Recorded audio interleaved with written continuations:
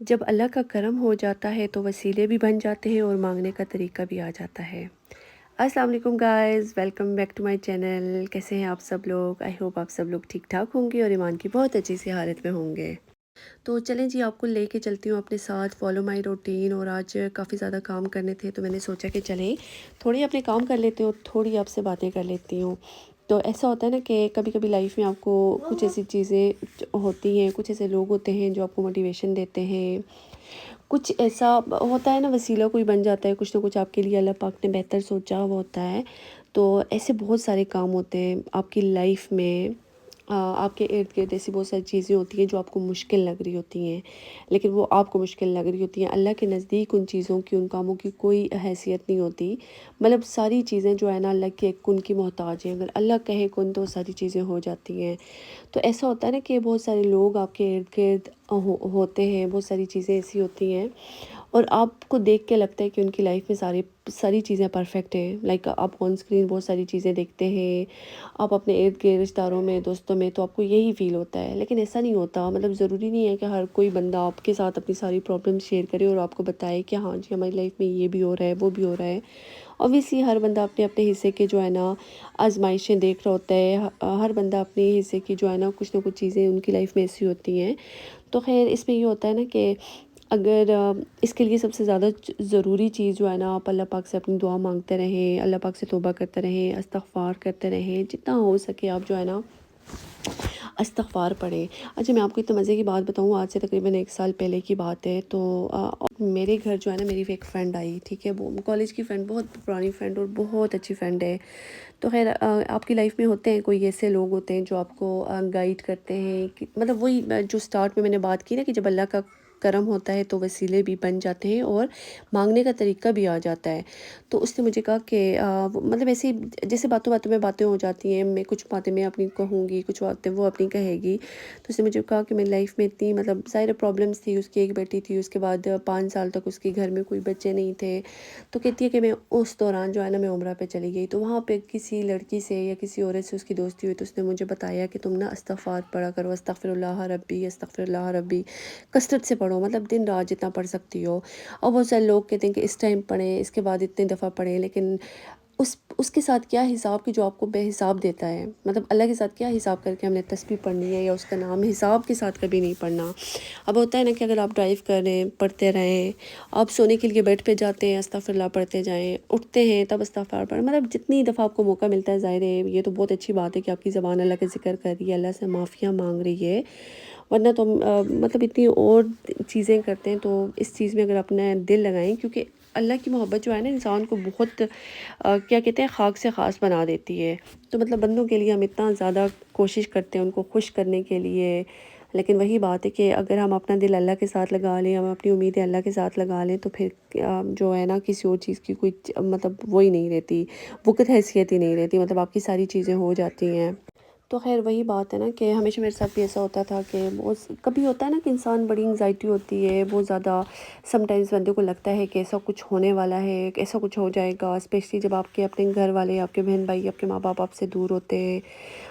اتنی آپ کے دماغ میں الجھنیں ہوتی ہیں کہ آپ کا گھر کے کاموں میں، آپ کا اپنے بچوں میں اتنا زیادہ مطلب نہیں آپ ٹائم دے پاتے۔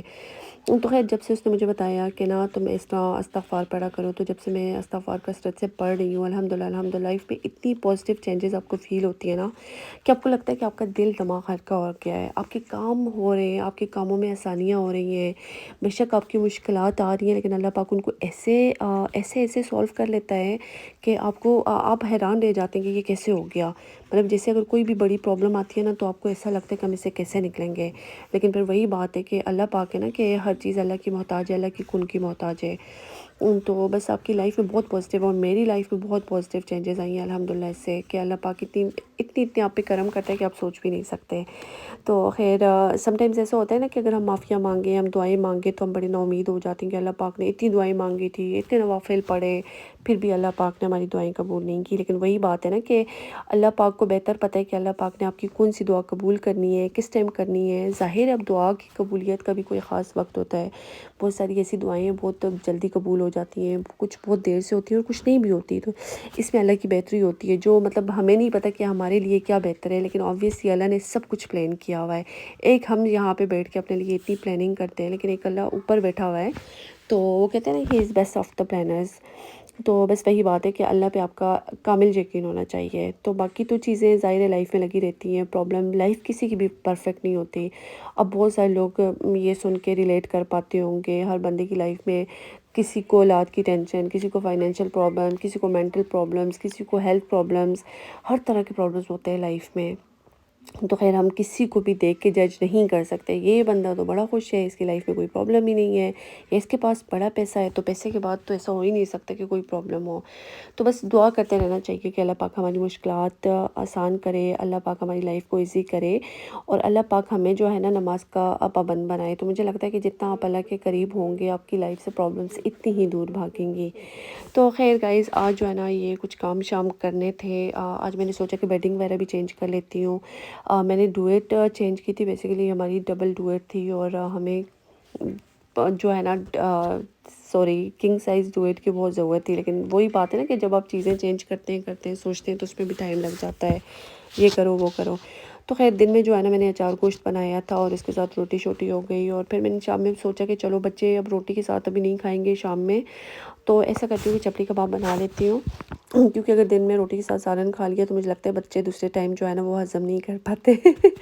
تو اچھا نارملی میری جو ہے نا ایزی والی ڈش ہوتی ہے کہ سیدھا کڑھائی بنا دو، لیکن میں نے سوچا کہ چلو آج اچار گوشت بناتی ہوں، کیونکہ مسالہ ٹیسٹ ہو جائے تو کھانے کا آبویسلی ٹیسٹ چینج ہو جاتا ہے۔ تو اس میں یہ ہوتا ہے کہ آپ بچے بھی شوق سے کھا لیتے ہیں، آپ بھی شوق سے کھا لیتے ہیں، اور آبویسلی جیسے ہوتا ہے نا کہ اگر آپ کو چینج چاہیے تو چینج ہر چیز میں چاہیے ہوتی ہے، چاہے وہ گھر میں ہو، چاہے وہ کھانے پینے میں ہو، چاہے وہ آنے جانے میں ہو۔ تو زندگی میں اگر چینج نہ ہونا تو لائف بورنگ ہو جاتی ہے، تو یہ جو ہے نا چینج لازمی کرتے رہنا چاہیے، تاکہ جو ہے نا دل لگا رہے، اور آپ بھی خوش رہیں اور آپ کے بچے بھی خوش رہیں۔ اچھا یہ جو ہے نا میں نے سوچا کہ چلو چپلی کباب بچے آرام سے کھا لیں گے، اور ان کو سم ٹائمز برگر میں بھی رکھ کے دے دیتی ہوں میں، سم ٹائم جو ہے نا مطلب کسی طرح بھی بچے کھا سکتے ہیں روٹی کے ساتھ۔ تو ابھی جو ہے نا میں نے ساتھ میں جو ہے نا بنانے شروع کی، اور میں نے بچوں سے کہا کہ آپ لوگ ٹیبل سیٹ کرو۔ اچھا وہی بات ہے کہ آپ اگر کچن میں کام کریں تو بچوں سے ٹیبل سیٹ کروا دیں، برتن وغیرہ ان سے رکھوا دیں، اس سے یہ ہوتا ہے کہ بچوں کو اپنی رسپانسبلٹیز کا بھی احساس ہوتا ہے، اور ان کو ہوتا ہے کہ ہاں جی اتنے زیادہ کام ہے، تو اسی ٹائم سے جو ہے نا آپ نے ان کو رسپانسبل بنانا ہے، تاکہ ظاہر ہے بچے اس ٹائم سے سیکھتے ہیں۔ تو اس ٹائم سے اگر نہیں سیکھیں گے تو پھر وہ بڑے ہو رہے ہیں، چاہے جو مرضی آپ کی لائف میں بہت سارے ایسے بچے آتے ہیں جن کو آپ دیکھتے تو آپ کو لگتا ہے کہ ہاں واقعی ان کو تھوڑا سا چینج کی ضرورت ہے، تو آپ کوشش کریں کہ بچوں کو اسی ٹائم سے سکھائیں۔ تو خیر یہاں پہ جو ہے نا میرے بچے بھی آ گئے تھے ساتھ میں، وہ اپنے لیے کر رہے تھے، اور ہم سارے ہی کبھی کبھی ایسا ہوتا ہے، خیر ظاہر ہے اب بچوں کی بھی اپنی روٹین ہوتی ہے، لیکن یہ ہے کہ یہاں پہ پھر کھانا شانا ریڈی کیا۔ آئی ہوپ آپ کو آج کی ویڈیو اچھی لگی ہوگی، ملتے ہیں نیکسٹ ویڈیو میں، اپنا خیال رکھیے گا، اللہ حافظ۔